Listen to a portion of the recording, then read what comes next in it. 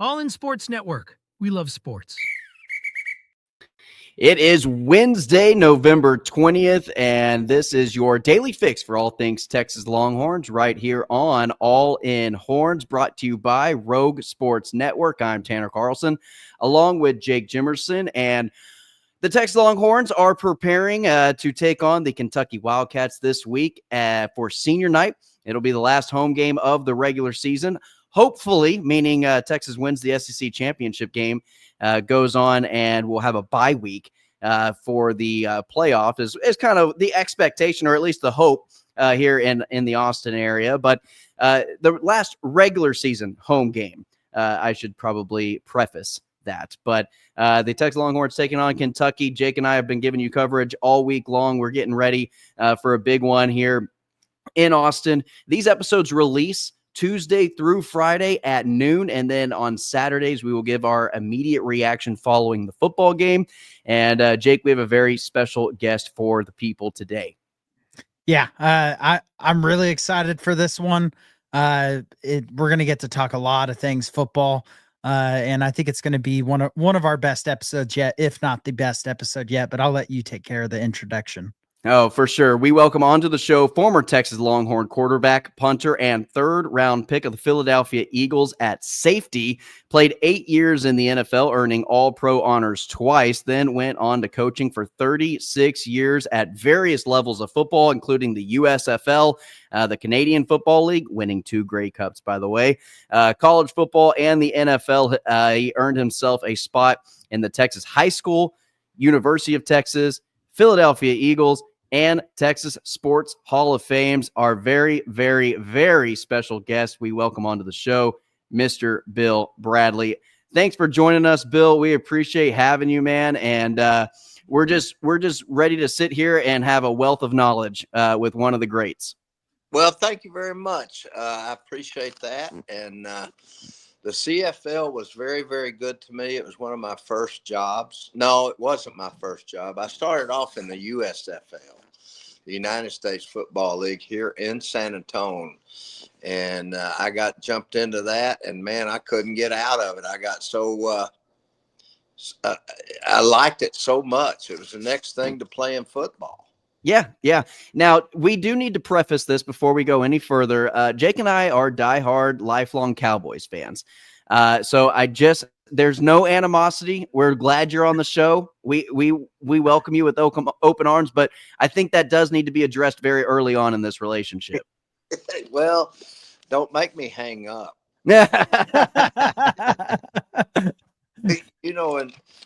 what's really interesting about that, if I may comment, the number one scout for the Cowboys back in the day, coming out of the University of Texas, they contacted me with Tom Landry, who went to the University of Texas, by the way, and he still had some records there. But nevertheless, Gil Brandt and those kind of guys called me, and they warned me that they were going to draft me probably around the second round in the 1968 draft, 69.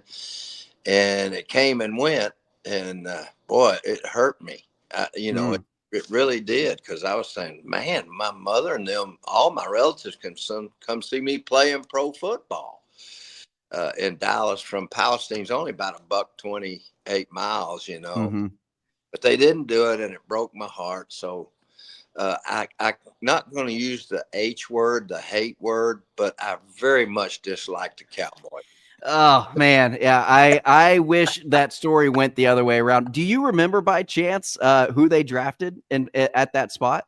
Well, they promised me it'd be somewhere around the second round to third round, but they didn't draft me in the second round, and the Eagles took me early on in the third round as punter/player. Yeah. And you were an all-around athlete, and I kind of wanted to talk to you about that. When it comes to football, you've done it all from playing on offense, defense, special teams. You played a little bit of quarterback. You played some safety. You played kick returner, punt returner, and punter. And then also coaching as well. What did it take to be so versatile, and how did you do it? Was it just mentally? What was everything that you had to learn to go through all those phases and do all those different things? And How much did you just enjoy learning different things about football? Well, I just loved it. And baseball was my main sport, to be honest with you. I started that at what they used to call Pee Wee League. And then you graduate up to Little League, and then you go to Pony League. And then I got drafted out of high school by the Detroit Tigers. My dad was a baseball coach for over a number of years, and they have a field called Bradley Field in my hometown of Palestine, Texas. And it's not about me. It was after my dad. Wow. Because he won at every level, and he went all the way from Pee Wee League to Little League to Pony League. And then when I played in Palestine during the summers, they had a semi-pro league called the Palestine Pals. And I got to play. My dad was a baseball player too. He played a little bit of baseball, AA ball. So I grew up with pretty much a hard ball in my what's that little jail thing they put you in when you're babies? Oh, a crib.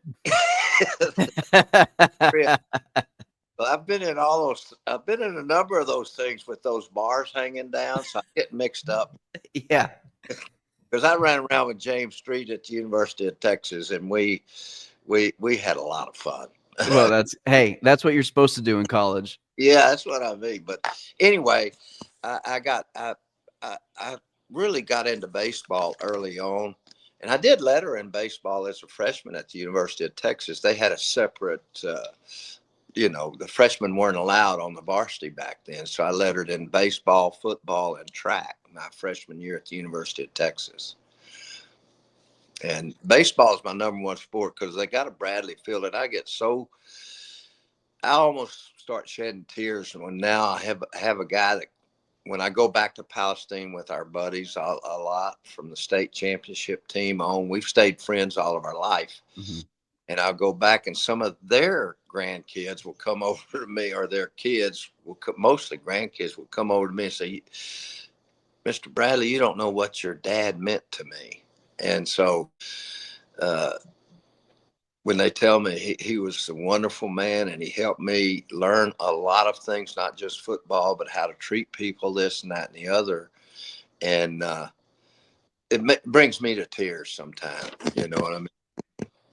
Yeah. So you would say maybe baseball is your first love, but if you had a chance to go pro in baseball, what maybe made you end up deciding to go the football route and kind of end up pursuing football for your whole adult career? Well, I got drafted out of high school in the 5th round by the Detroit Tigers, but I wanted to stay into activity and this and that and the other, and I decided on taking a football scholarship to the University of Texas through Coach Royal. And so the true story is I lettered on the baseball team there, and I lettered in track and football for the freshman team because we weren't eligible for the varsity back then. And so when that happened, Coach Royal came to me my sophomore year and said, Bill, I need you to come. And I signed a football scholarship. So he said, I need a quarterback out here at spring training, and you signed a football scholarship, and I need you to not play football this year and come out for spring training and try your hand at starting that quarterback. And I did that, but when I called home, I called my dad, and I was crying. I said, Daddy, I think my life's over with down here. I'm going to hitchhike home. We didn't have a car back then. He said, well, what's wrong, Bill? I said, well, Coach Royal said I couldn't play baseball anymore. So when he heard that, he got real quiet. And I said, we nicknamed him Cephas back in the day. And I said, Cephas, are you still there? Because 2 minutes on a silent phone is like 2 hours. Right. And I said, Daddy, you still there? He said, I said, I think I'm going to quit football and just play baseball. And after he got real silent, I says, Cephas, are you still there? He said, to hell you are. He said, the Bradleys don't quit. You took a football scholarship, and if you quit now, you don't have a home here. And he has a baseball field named after him in Palestine. So, wow. And lo and behold, it led me in a direction to to stay on a football scholarship, and that's what I did. And I still love baseball because we, at 15 years old in Palestine, me and Danny Westmoreland and Bob Stevenson, three of us that played high school baseball together, but we went up through Pee Wee League and stuff like that playing. And,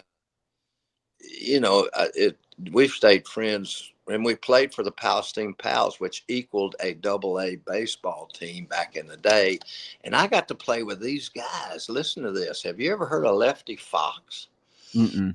A pitcher for the old Yankees, Lefty Fox. I'm not as much of a baseball historian as I Well, am a football you've historian. probably seen the movie called Bull Durham. Oh, yes. Yeah. Yeah. Wayne Bull Durham was our catcher. We had another. No way. Yeah, and we had another guy named, still don't know Lefty's first name. I call him Lefty all my life. They call him Bull Durham. And so we had another one named Boo Quarles. I don't know Boo Quarles. That was on our summer baseball AA ball team at the Palestine Pals. And I still don't know Boo Quarles' first name. That's too. Everybody has a nickname in Palestine. They were great. My dad, having a baseball field named after him, but he was always very good about letting me do what I want to do. And when I came time to take a scholarship or continue on with baseball, I took a scholarship, and he never swayed me in any direction. Mm-hmm. Was happy with whatever direction I did. And lo and behold, you'd think my dad a baseball field named after him, say, you got to go play baseball. Well, he never made that statement to me. Yeah. And so took a football scholarship to Texas. Freshmen weren't eligible, so we had a whole freshman team, and the rest is history from that point on. Yeah.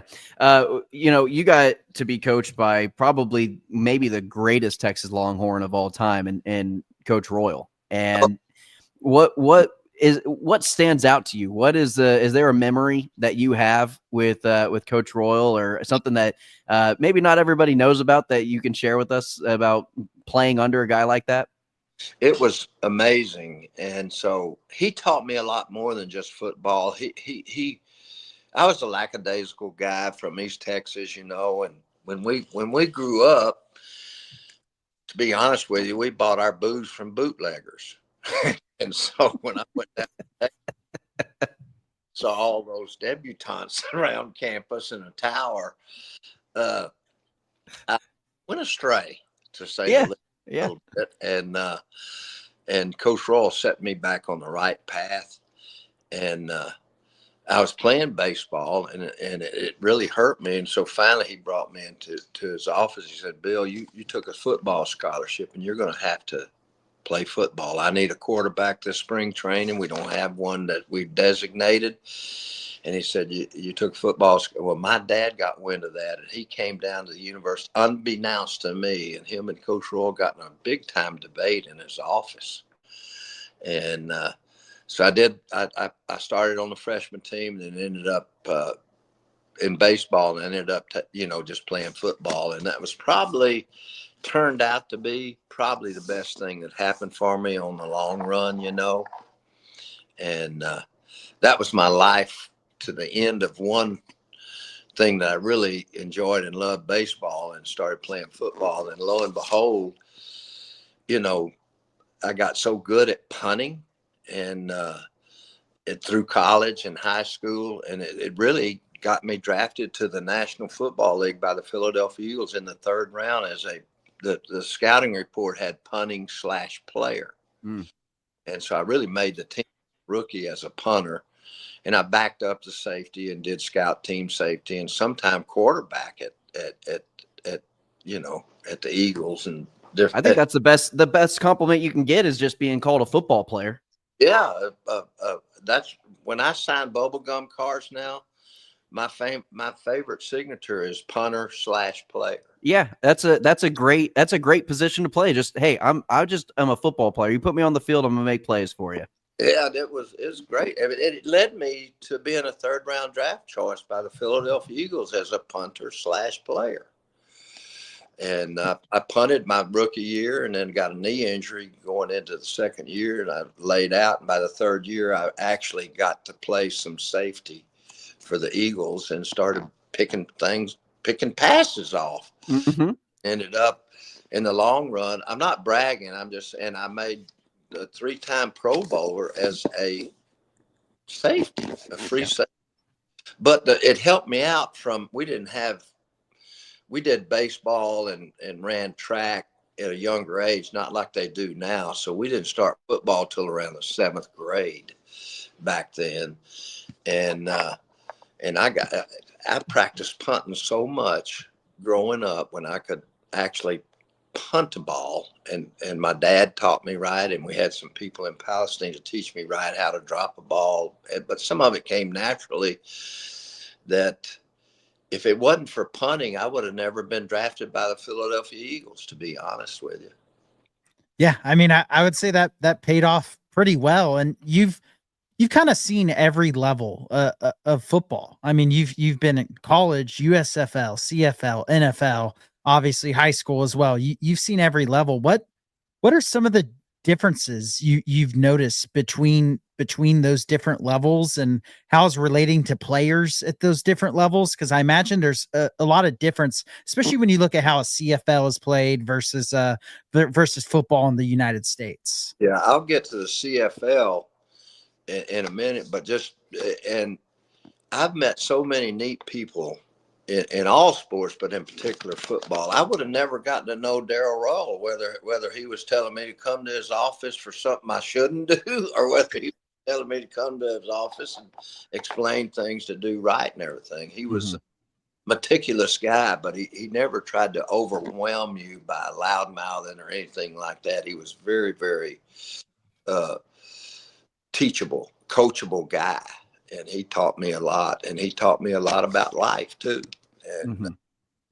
you know, one it's just amazing how that turned out, and I have no qualms about it or anything. And my dad didn't either till the day he died. And it's been playing quarterback at the University of Texas, uh, and was a major thing in my life, and it was really neat to do that. I still can't believe it now. I have to pinch myself. No, and I think that that's something that, the lessons that you learned from Coach Royal, were you able to implement that into like the Canadian Football League and other places that you were able to coach at and be at and become a part of? Oh, absolutely. Coach Royal, I would say Daryl, but I've always required myself to say Coach Royal because he was a great coach and is remembered by everybody that ever played under him, good, bad, or otherwise. And he taught me a lot of discipline once I got to college, about going to school, about being on time in particular. He was a big time stickler for if you say you're going to do something, that's your contract, and you better be on time. And he was real big about that, and he was big about going to school too. He wanted you to go to class, and you had to sign in when you go to practice, so to speak. If you missed any classes, you had to write that down on a piece of paper going into a college dressing room. And he just meant a lot to me. We didn't always get along in the early parts of it because, I mean, if it hadn't been for punting, I probably would have not, because I got demoted as a quarterback. We invented the wishbone. And of course, being young and full of yourself, I wanted to throw the ball, right? Thinking that, yeah, you can throw the ball, you can play pro football. But when we invented the wishbone, I got demoted after the second game.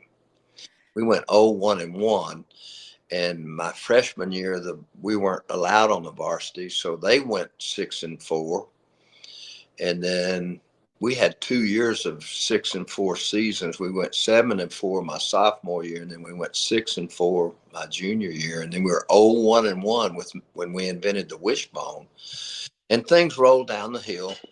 And I wasn't being a very good student, and a little bit full of yourself. So he knows how to put you back in place. I got demoted at quarterback after the second game when we went 0-1-1, and really to wide receiver.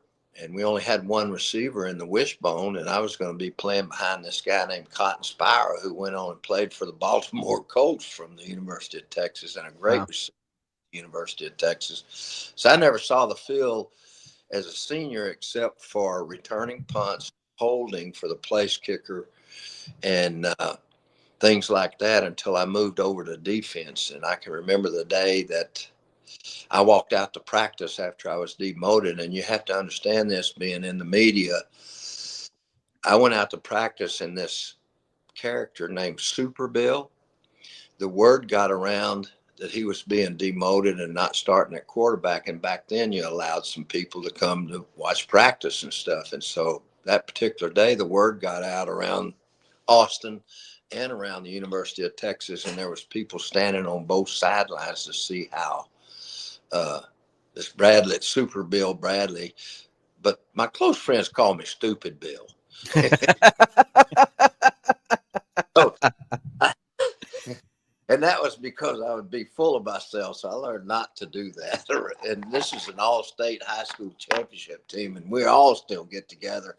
Oh, that's great. As a compliment, because we start laughing, and they'll or beforehand they'll say, "Hey, how's it going, Stupid Bill?" And just part of our conversation. I love it. Put my two. That sounds a lot like me and Jake, to be completely honest with you.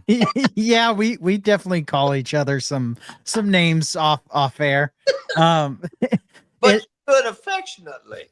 Oh yeah, absolutely. It's because we love each other. Yeah. So you got to be part of basically inventing the wishbone offense. It puts that second foot back on the ground when all that stuff happens. Yeah. Exactly. We got to keep each other humble at the end of the day. What are friends if not to do that? Yeah. Yeah. And believe me, at the University of Texas, nobody's off limits in the dressing room. Oh, absolutely not. Absolutely not. Sophomore starting at quarterback. So anyway. Yeah. I think it's interesting, Jake. I think you were making a point. You got to kind of see the invention of a wishbone, which the wishbone became a very, very popular offense, a very effective offense. Now you're kind of at a point in today's game where it's more so an old school style of offense, and you get to see the spread look, and you got Sarkisian's offense where he's putting guys in motion pre-snap, and there's all sorts of things going on, and you're throwing the ball down the field. You've kind of experienced a whole wide range of the evolution of football. What would you say are some things you liked more back in the day with the wishbone offenses and that style of football compared to today? And what are some advantages that you see in today's game? Well, I think it was already invented, but we took it to another level after I got demoted, by the way. It worked better when you weren't playing quarterback? With three other teammates. So James and I, God bless his soul, he was great. And he took my job, and everybody thought, well, Bill hates James Street. James and I taught James how to drive and have some fun and all that kind of stuff. He was my best friend, even though he took my job. So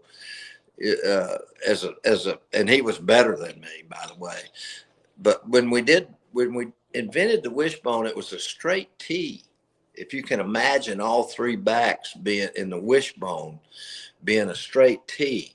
It was called a wishbone because the three backs in the backfield. And so Coach Roll, because if you can imagine the fullback being almost 7 yards deep and the quarterback taking a snap, your eyes have to go to that for the mesh point, because that's the start of the wishbone.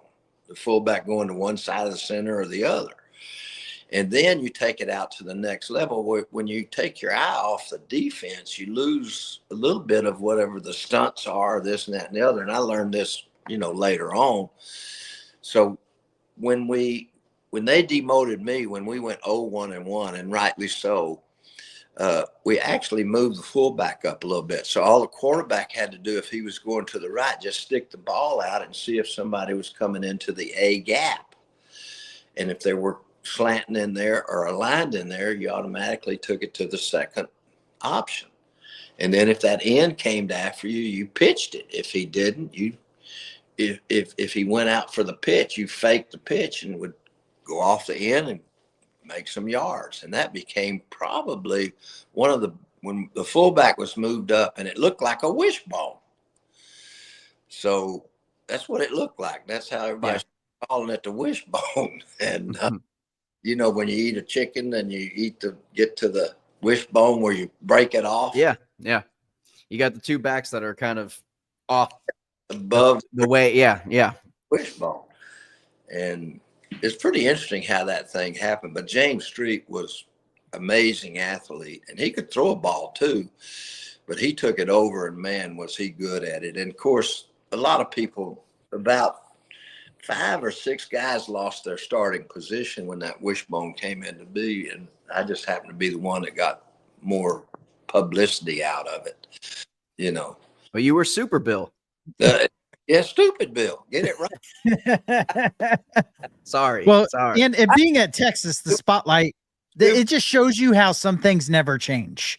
We're talking about many years ago, the spotlight was on the quarterback. Today, the spotlight is still on the quarterback. And while it's not reading the defense for the wishbone style of offense where you're running, there still is a lot of putting defenders in space, reading it, and making a decision off that. You look at today with the run pass options, and you almost can feel like today's game still takes some of that old school style, that wishbone style offense, but just converts it into more of a modern day offense with the spread and more passing and things like that.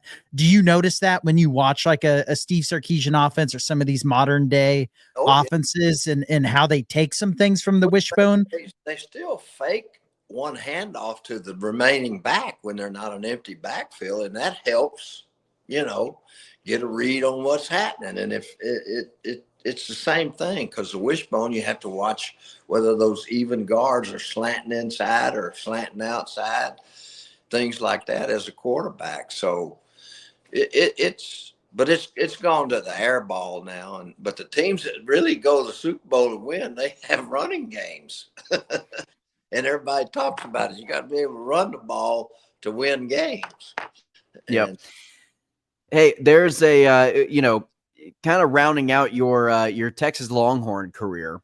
You had a great season finale against Texas A&M. In fact, it's a record, I believe, that still holds true today.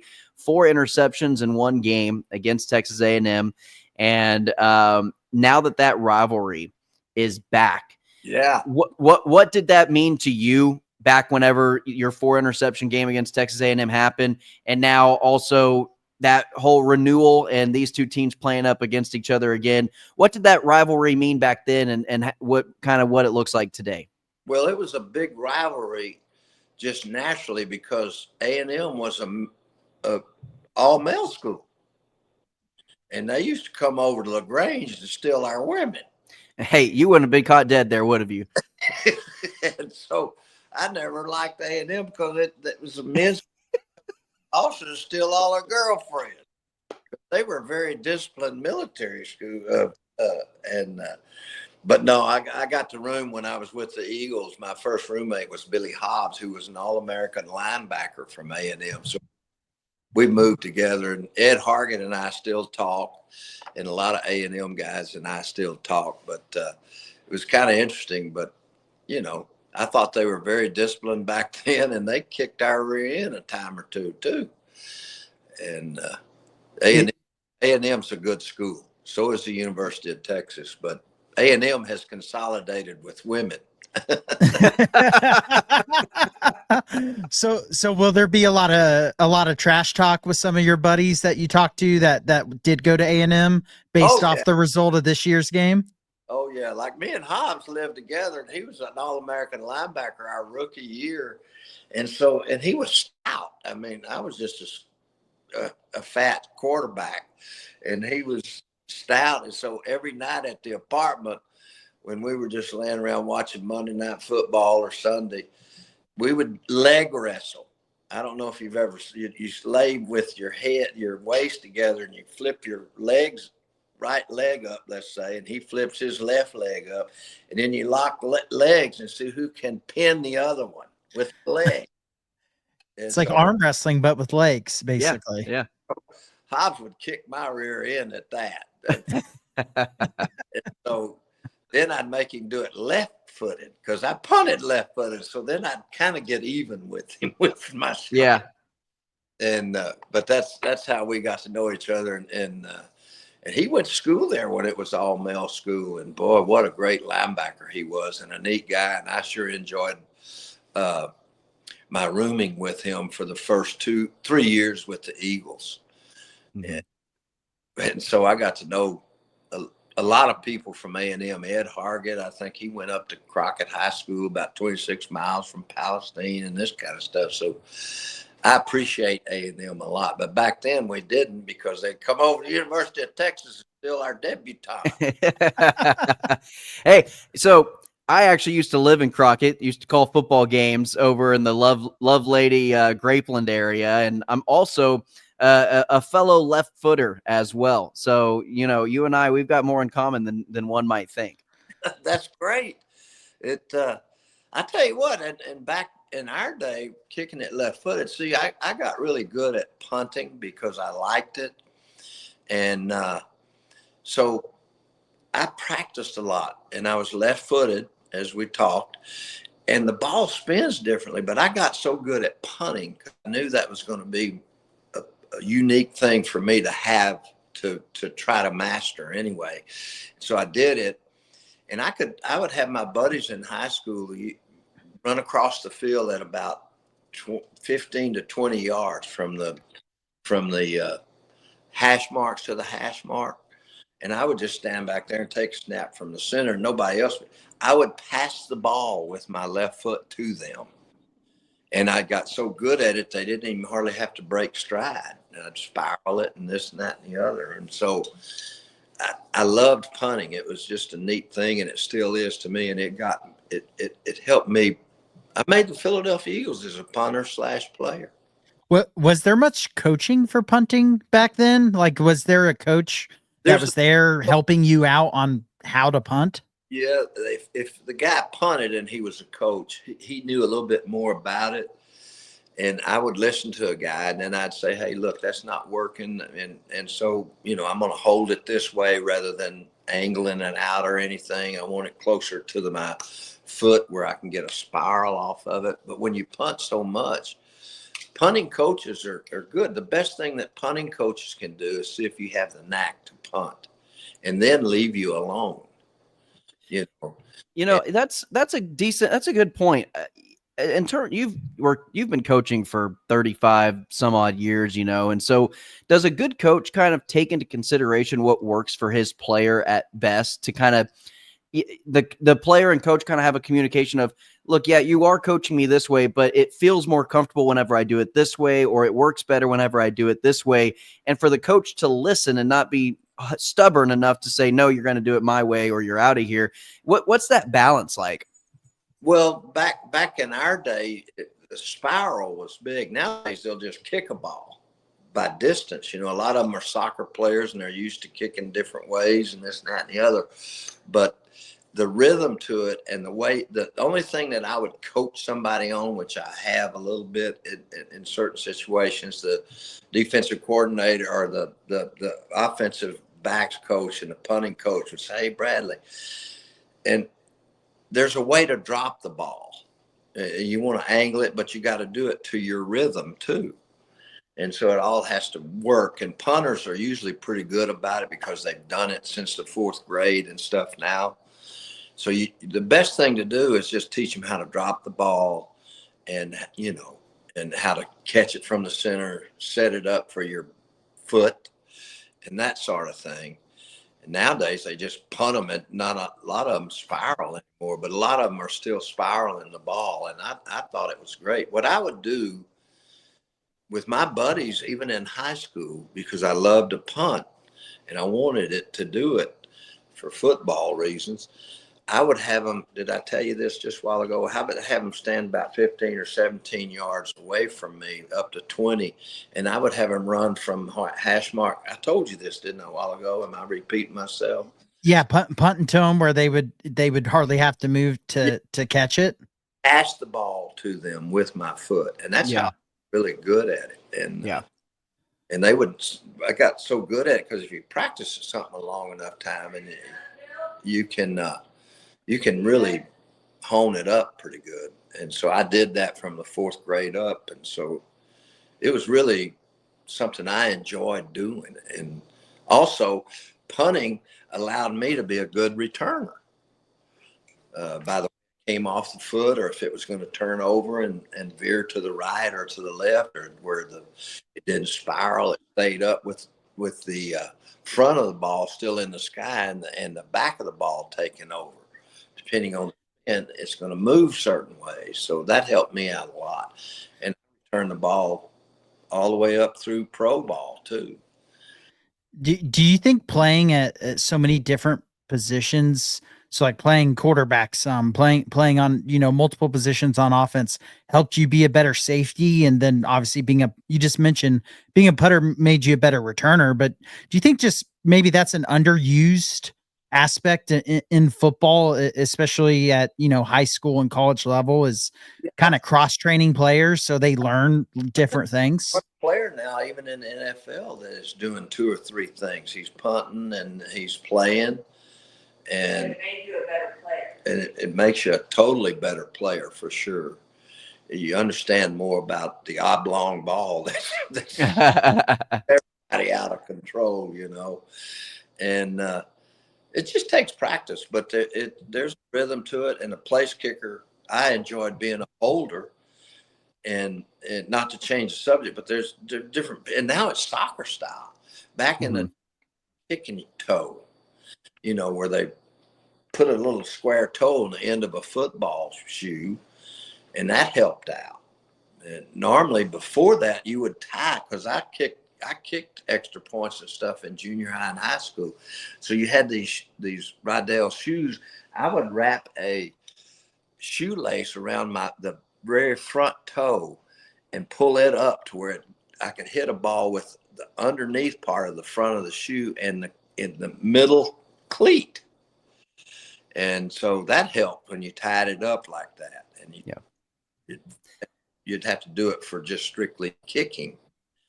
But it was fun, and I enjoyed kicking the ball off and doing things like that. And I kicked off in high school too. And there's a lot of different things you can learn, but if you want to get good at something, you need to practice it a lot, and it has to become almost idiotic. Yeah. Hey, stupid Bill. No. Now you're talking. There we go. I'm starting to catch on. I'm slow, but I'm starting to catch on. Hey, so this is a question. I want to end. You're listening to me and saying, boy, he is stupid. No, absolutely not. Absolutely not. But hey, so I called my dad today, and he's the reason why I love football the way I do. He's the reason why I'm a Cowboys fan. He went to the 3 Super Bowls in the 90s. His dad, my grandpa, was at the Hail Mary game in Minnesota for the Dallas Cowboy Minnesota Vikings game as a fan. So it's a generational thing. Unfortunately, I'm cursed being a Cowboys fan, but they got to live through some great glory days, including those in the 70s with Roger Staubach. So I called my dad. I said, Dad, I'm interviewing a former NFL player. He played for the Philadelphia Eagles. I want to know if you remembered this name while you were watching Cowboy games back in the day with Bill Bradley.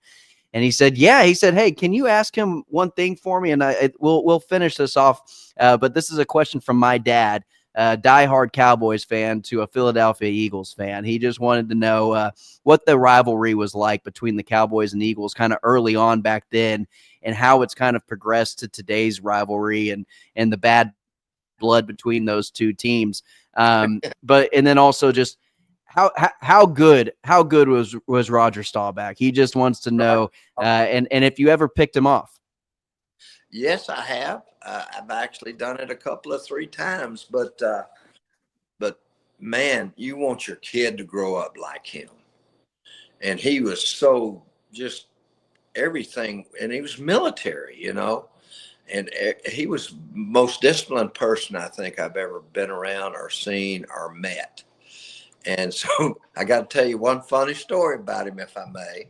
Hey, Please do. absolutely. Absolutely.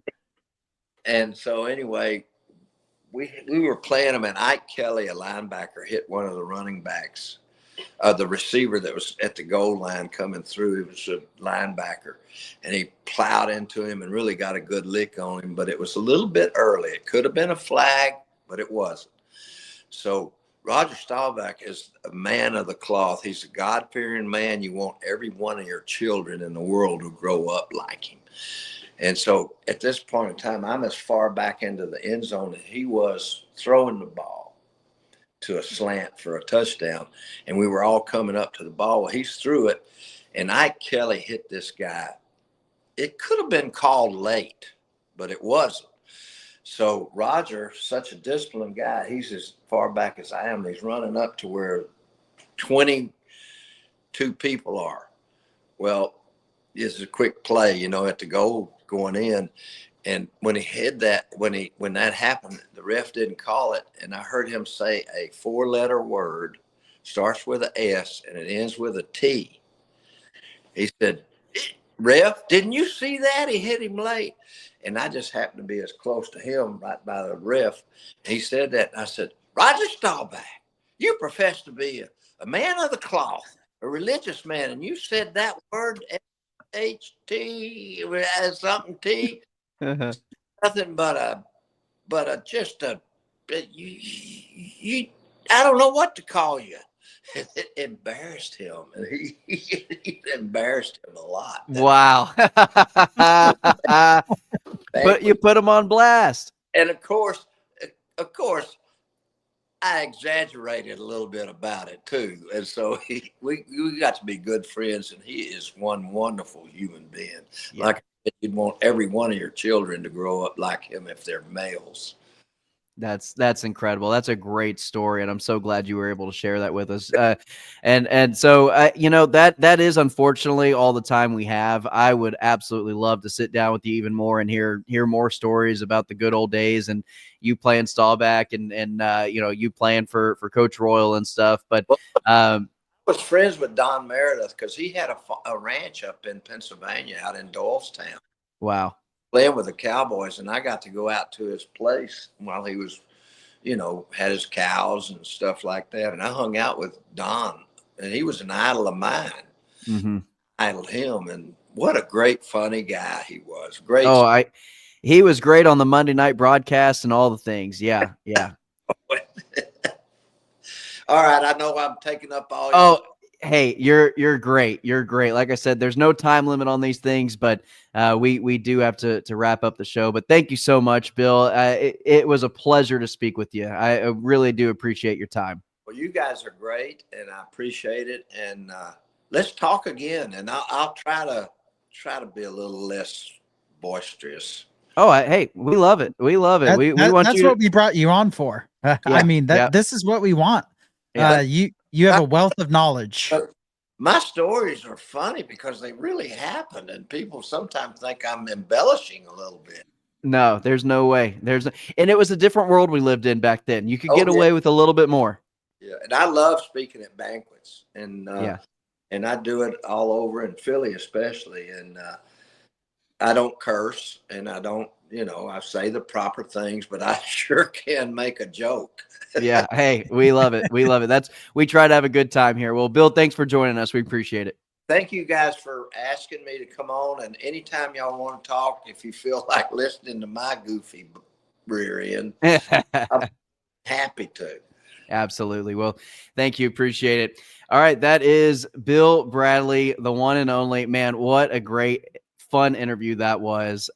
Jake, I don't know if people have realized this, by the way, but something we didn't get to talk about was Bill Bradley is the Eagles franchise leader for interceptions in a career, and he is tied with another very specific player.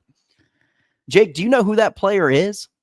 Well, Considering I know it's a player we both hated, but boy, do we respect him. Brian Dawkins, who He has the haunted me growing up.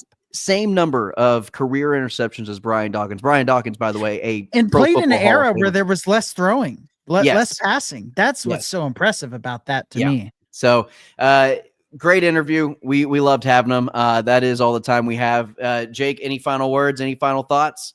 No, just fun to talk with someone that has that type of life experience, that type of football experience, and has seen every evolution of the game that Right. has basically existed. Yeah. And it's a pretty unique opportunity to get to talk to someone like that, and someone that will hopefully be able to bring on again, because there's so many more stories that Oh. that he can talk about, and talking about just some of the specific things with football scheme. I loved hearing him talk about the wishbone. And when you hear someone talk about the wishbone like that, it starts to register in your mind more how that style of football is still present in today's game, and Big takeaway. with putting defenders in space to read them, to open up options. It's in different ways now in today's game, but it's still very prevalent. That was one of my biggest takeaways from that interview. It's just an interesting thing of seeing how football's changed a lot, but a lot of it's still built off of the same concepts. Yep. Very, very similar concepts. And football's football at the end of the day. It's beat your opponent and get into the end zone, score more points. And he has a wealth of knowledge. And I just want people to put it into perspective that, again, he went from a Texas coach team with Coach Royal, the Coach Royal, in which the stadium is named after, ran the very first wishbone offense that Texas ever ran. And he coached in 2019 in the AAF with the San Antonio Rough Riders, or whatever the name was. Like, that's the era of football in which has essentially been the existence of football. Yeah.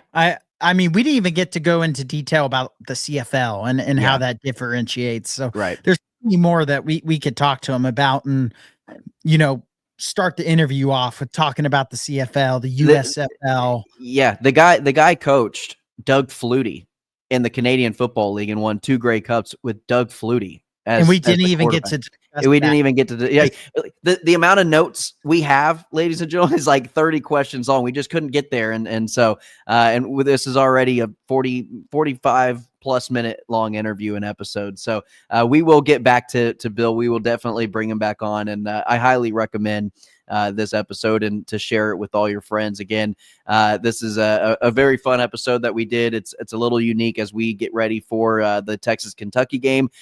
Tomorrow's episode is going to be a Thursday episode. We're going to do our picks and predictions and kind of a final run through of the Kentucky game, in terms of kind of diagnosing and a deep dive into a scouting report on Kentucky, what their tendencies are. We'll give predictions on the Texas-Kentucky game. And then on Friday, following the Thursday night game against Texas-Syracuse, we are going to have our immediate reaction released for Friday's episode, and then we'll release our Saturday episode, which will be another immediate reaction, but for the football team as well. So I hope that makes sense. Still, all these episodes still coming out at 12 noon, Monday through Friday. That's not changing. It's just a little bit different of where we do the episodes is all.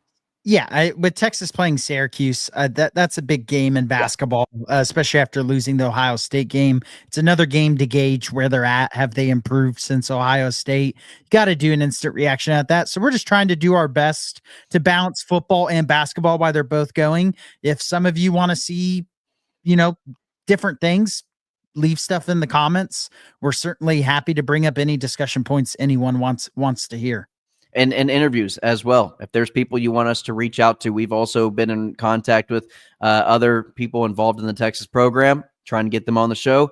And we're just trying to give you the best content we possibly can. Well, Jake, that's going to do it for this episode.